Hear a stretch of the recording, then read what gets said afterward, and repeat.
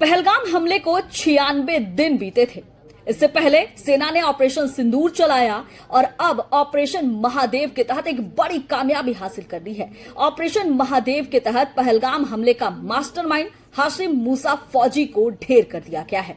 ये दाची गांव लिडवास के जंगल में छिपा हुआ था, श्रीनगर के जंगलों में छिपा हुआ था और इसकी जानकारी जैसे ही सेना को मिली, सेना ने उसकी गतिविधियों पर नजर रखना शुरू कर दिया और ठीक आज सुबह उसे ढेर कर दिया गया।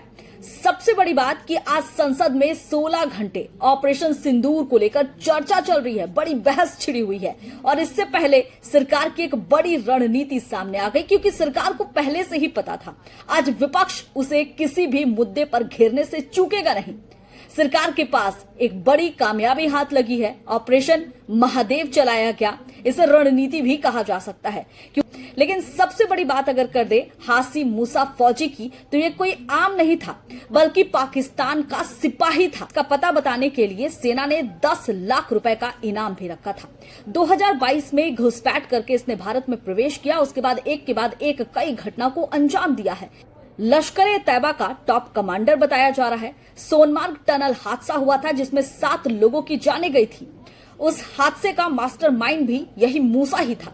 इसके साथ ही गांदरबल जो हादसा हुआ था उसका भी ये मास्टरमाइंड रहा है। कई घटना को भारत में इसने अंजाम दिया था और अब इन्हीं जंगलों के रास्ते पाकिस्तान भागने की फिराक में था।